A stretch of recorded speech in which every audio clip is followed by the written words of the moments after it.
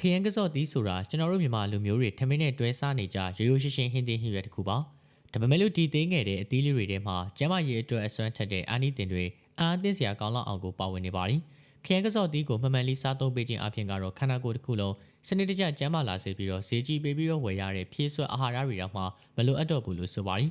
တွေ့တဲ့စီဓာတ်တွေများပြီးတော့နှလုံးရောဂါဖြစ်နိုင်ခြင်းများတယ်ဆိုရင်တော့ခရမ်းကစော့သီးကိုမကြာခဏဆိုသလိုဝါစားပေးခြင်းကတွေ့တဲ့ကမကောင်းတဲ့အဆီတွေကိုခြေဖြတ်ပေးပြီးတော့နှလုံးထိခိုက်နိုင်ခြင်းကိုလည်းတိတိတသားလေးကိုမှရှော့ချပေးပါရီဒါဟာလည်းနှလုံးသွေးကြောဆိုင်ရာယောဂတွေကိုကာကွယ်ရမှာအရေးပါတဲ့အခန်းကဏ္ဍကနေကိုပါဝင်ပါရီဒါပေမဲ့မကသေးပါဘူးတွေ့တဲ့ကြားတက်များပြီးတော့ပင်မလွတ်နေတယ်ဆိုရင်တော့ခရမ်းကစော့သီးမှာကြားတက်ကိုမျှတအောင်လို့ထိန်းညှိပေးနိုင်တဲ့တဘာဝပစ္စည်းတွေကျွဲဝါစွာပါဝင်ပါရီဒါကြောင့်မလို့စီးကျိုယောဂရှိတဲ့သူတွေအတွက်တင်းတော်တဲ့အစားအစာတစ်ခုဖြစ်နိုင်ပြီးတော့ခန္ဓာကိုယ်ရဲ့စွမ်းအင်အဆင့်ကိုတည်ငြိမ်အောင်လုပ်ကူညီပေးပါရီဘိုက်ပြပြီးတော့ဝမ်းချုပ်တာမကြာခဏဆိုသလိုဖြစ်နေတယ်ဆိုရင်တော့ခရမ်းကစော့သီးမှာအမြင့်တက်မြင့်မားစွာပါဝင်တာကြောင့်အစာချေစနစ်ကိုကောင်းမွန်စေပြီးတော့ဝမ်းမမှန်သွားဖို့ကိုလည်းအားကောင်းကောင်းလှုပ်ဆော်ပေးနိုင်ပါရီဝမ်းချုပ်ခြင်းကိုကာကွယ်ပေးတဲ့ပြင်ကုန်မှာဦးလန်းချောင်းကျန်းမာရေးကိုလည်းအထောက်အကူပြုပါရီစေးတောက်တာများလို့အသေးအားနေနေတယ်ဆိုရင်လည်းခရမ်းကစော့သီးဟာအသေးရဲ့လှုပ်ဆောင်ချက်တွေကိုအားဖြည့်ပေးပြီးတော့ပျက်စီးနေတဲ့အသေးဆဲတွေကိုပြန်လည်ကောင်းမွန်လာအောင်လို့ကိုကူညီပေးနိုင်ပါရီ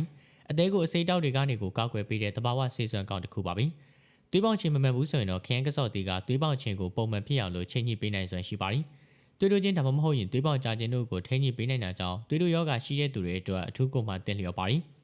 ဒါပြင်ကခရမ်းကစော့သီးဟာလည်းတလေးကိုပျော်ဝင်စေပြီးတော့လေချောင်းတွေကအကြည့်ချဲတွေကိုဖယ်ရှားပေးနိုင်ပါသည်ချောင်းဆိုးခြင်းကိုတက်တာစေပြီးတော့အသက်ရှူလမ်းကြောင်းကိုပုံမပြီးတော့ရှင်လင်းစေပါသည်အေးမီလွယ်ပြီးတော့ကိုခံအားကျနေတဲ့ဆိုရင်ခရမ်းကစော့သီးဟာတဘာဝကိုခံအားစနစ်ကိုတိတိတသားလေးကိုမှမြင့်တင်ပေးနိုင်တာကြောင့်ဗီတာမင်ဆေးလုံးတွေတော့မှမလိုအပ်ပဲယောဂပိုးမွှားတွေကိုခုခံနိုင်စွမ်းကိုလည်းတိုးမြှင့်ပေးပါသည်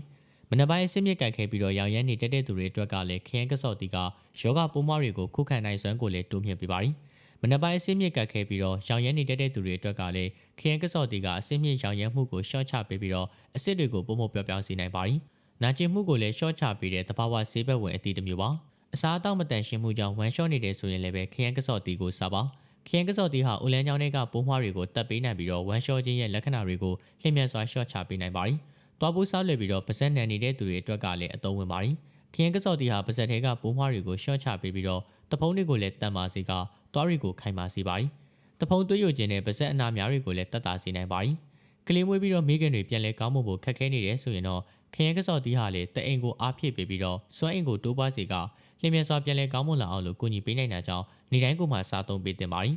လက်ပြားချစ်ပြားအေးပြီးတော့သွေးလည်ပတ်မှုမကောင်းဘူးဆိုရင်လည်းခရမ်းကစော့သီးဟာလည်းသွေးလည်ပတ်မှုစနစ်ကိုပြန်လည်ပြီးတော့အားကောင်းလာစေဖို့လှုံ့ဆော်ပေးနိုင်တာကြောင့်ခန္ဓာကိုယ်ရဲ့အစိတ်ပိုင်းအားလုံးစီကိုသွေးကောင်းစွာရောက်ရှိစေနိုင်ပါသည်ဒီလိုမျိုးခရမ်းကစော့သီးလိုမျိုးရိုးရှင်းတဲ့ရွာတလေးဟင်းသီးဟင်းရွက်တွေကိုဘယ်တော့မှအထင်မသေးတင်ပါဘူးနော်နေတိုင်းပုံမှန်လေးကိုစားသုံးပေးမယ်ဆိုရင်တော့ကျန်းမာရေးအခြေအနေတွေကတိတိတသားလေးကိုမှတိုးတက်လာမှာအမှန်ပါပဲအခုပဲသွားစားပြီးတော့လူသိနေတဲ့ခရမ်းကစော့သီးရဲ့အစွမ်းတတိတွေကိုခန်းစားလိုက်ပါအောင်နော်လူကြီးမင်းတို့ရဲ့မိတ်ဆွေတွေလည်းသိရအောင်လို့ဗီဒီယိုလေးကို share ခဲ့ပေးပါအောင်ခင်ဗျာအားလုံးကိုကျေးဇူးတင်ပါတယ်